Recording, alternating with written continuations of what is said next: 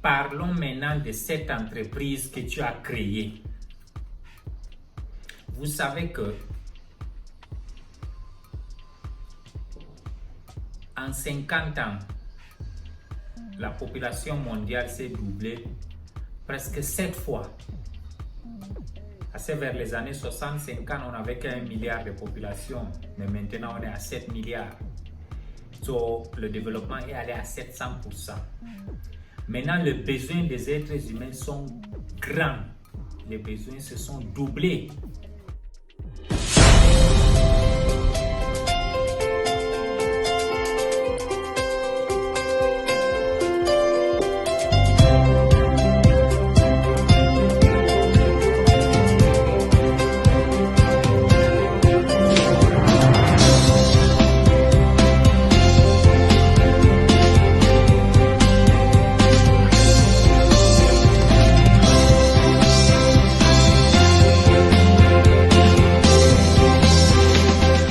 L'entrepreneuriat vient résoudre le problème. Si on se rappelle, en Afrique, il y a des années où on n'avait pas de téléphone. Mais imaginez qu'aujourd'hui, le téléphone, la communication est devenue la chose la plus indispensable de notre vie, qu'on ne peut plus s'en passer. À un certain niveau, le transfert de l'argent mobile money n'avait pas. Maintenant, c'est devenu indispensable. Maintenant, l'Internet est devenu indispensable. Il y a les achats en ligne qui sont devenus indispensables.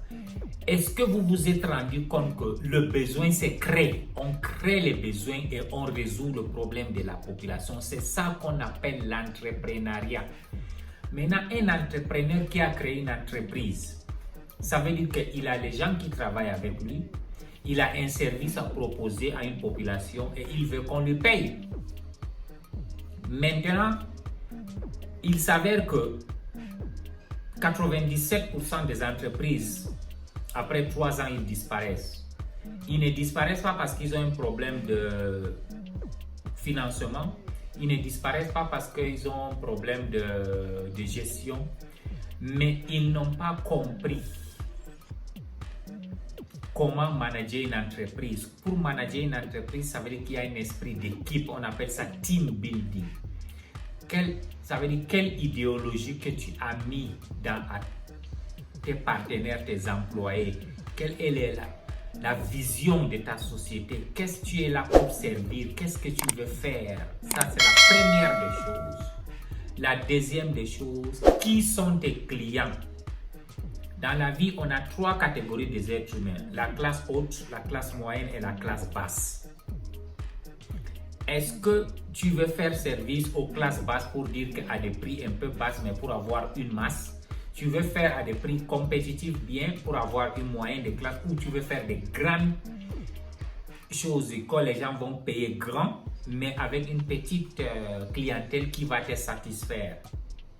Lequel tu veux? La distinction de cette classe, elle joue un rôle.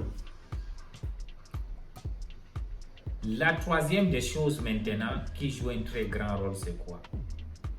Il faut avoir les informations. On appelle ça en anglais data. La data de tes clients, ça veut dire que quelles sont les envies, les peurs, les regrets et puis les rêves de ces gens-là que tu veux accomplir. Il faut comprendre ça.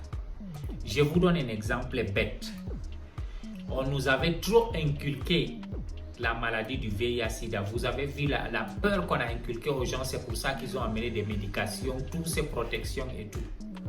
Aujourd'hui, voilà COVID-19. Ils ont inculqué la peur.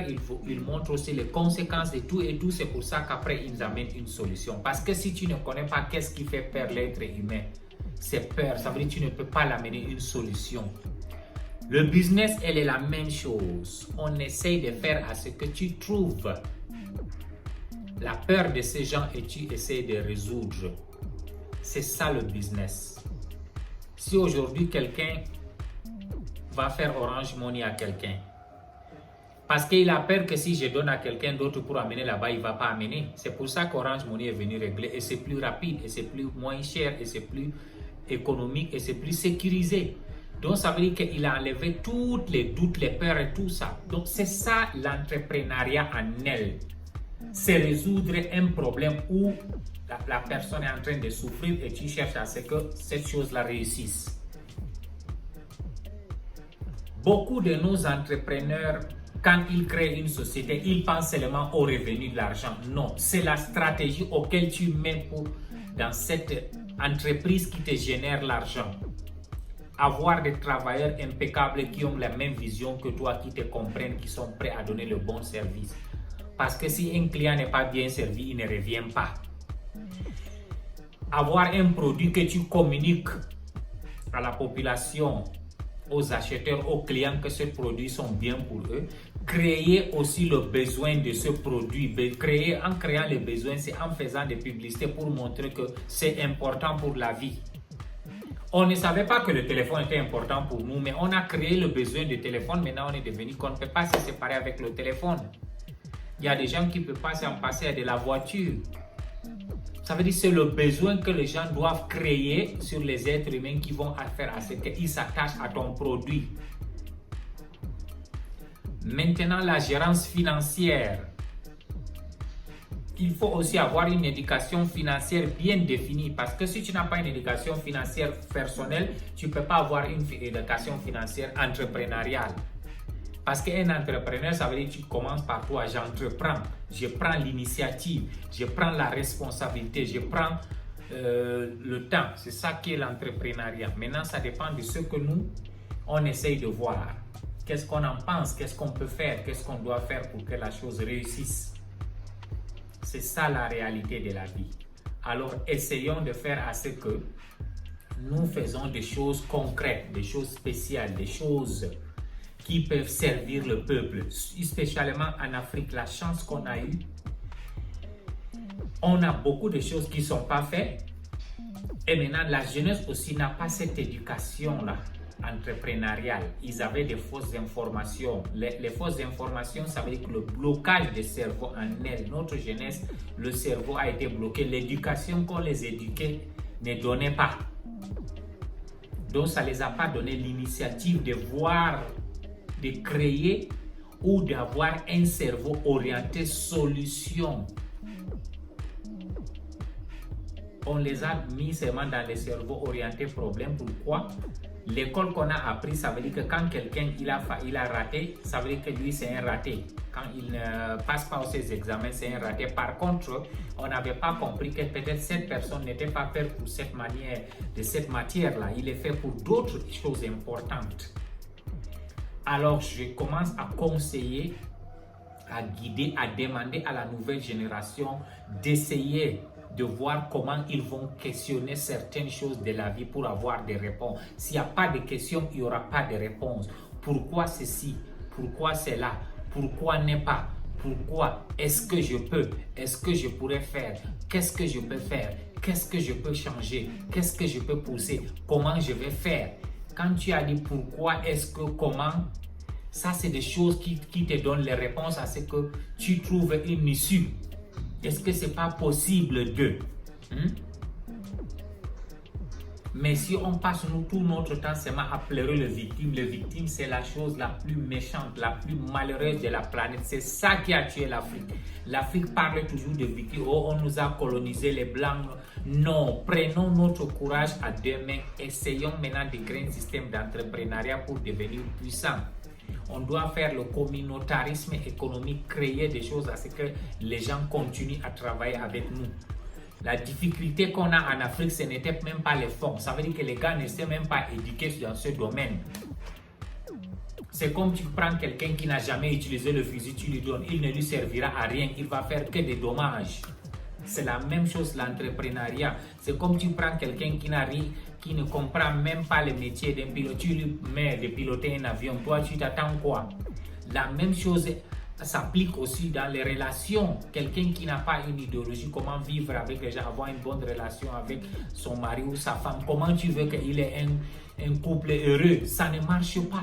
Toutes ces choses-là dans ce monde doivent s'apprendre. Il n'y a rien qui vient comme ça. Tu dois l'apprendre et le pratiquer. La même chose l'entrepreneuriat.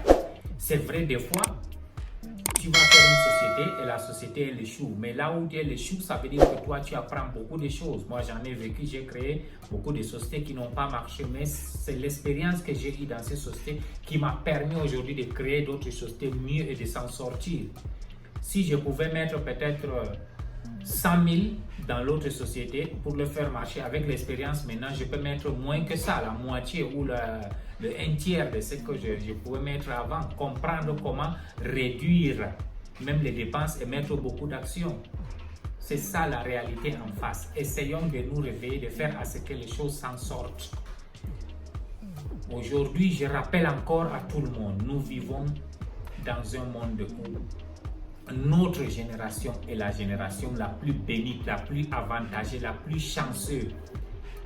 On est une génération qui a tout à notre portée. On est une génération qui a des avantages que les anciens n'avaient pas eu.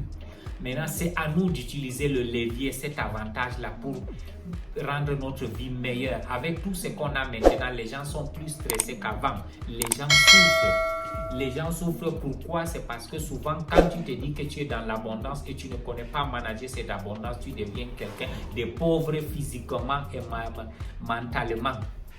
C'est ça qui nous avait donné.